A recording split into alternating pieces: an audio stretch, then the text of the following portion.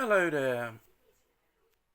A few rumours going around in the world regarding this upside down world of a conflict.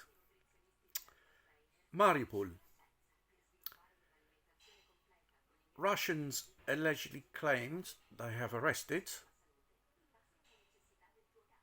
a military personnel of high ranks, specified as a Canadian general, allegedly in charge of one of these secret laboratories underneath this steelwork Azovstal. They said that they've interrogated. He's been taken to Russia for detention.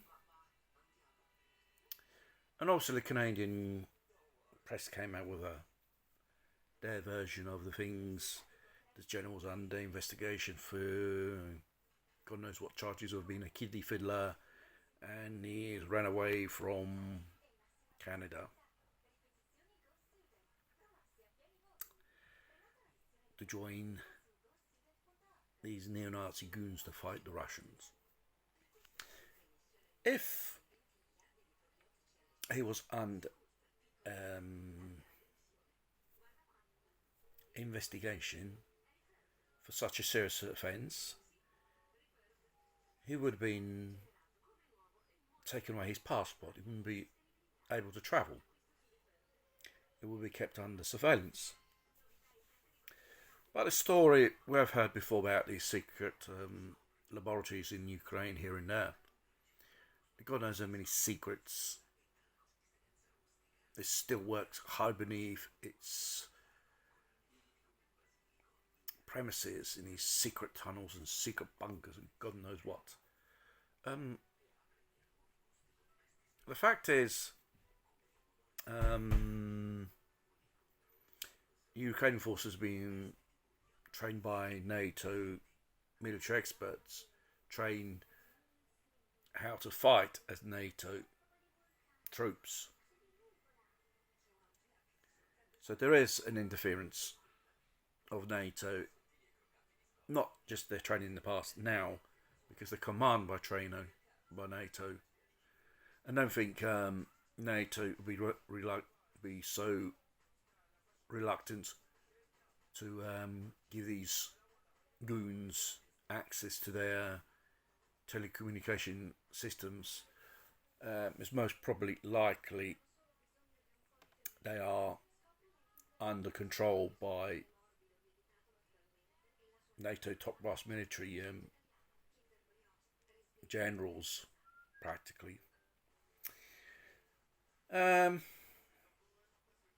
These Azov guys trying to do a run dressed as civilians, as women.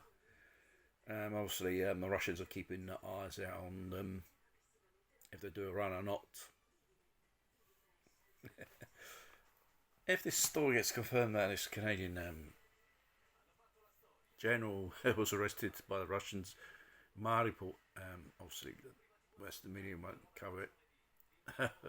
The Russians will have a field day on that.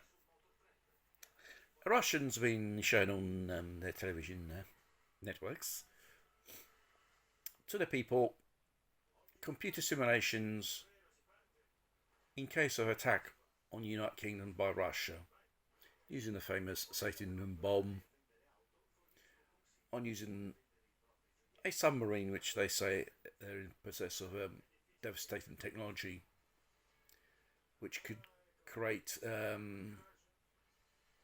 sea quakes, which could create tidal waves so high it could swallow the whole damn United Kingdom.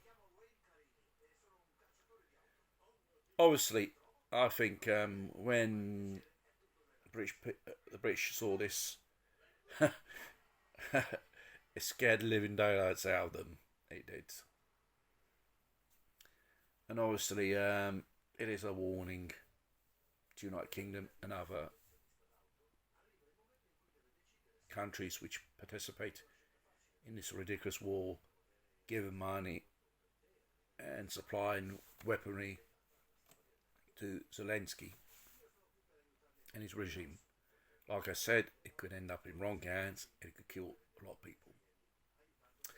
Orban, the president of Hungary, is under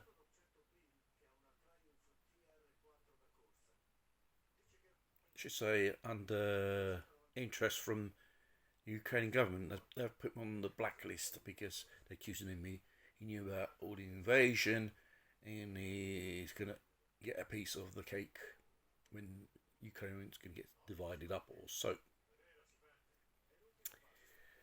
The Western Collective, their aim is using these Ukrainian guys, send them practically to slaughter, giving them second-hand weapons which probably may not work. Just give them the weapons, and they are thinking of weakening Russia or a regime change like this. With a regime change, they can practically exploit Russian resources. They are very convinced about it. I find that very hard. They can achieve or win against them unless you don't get directly involved. I did mention about military exercises in May by NATO. There are a lot of troops, military stuff, hardware down there for a standard NATO, what you call it, training thing, which they do every year. Last time they done it, they were in Black Sea, and two NATO ships violated the territorial waters of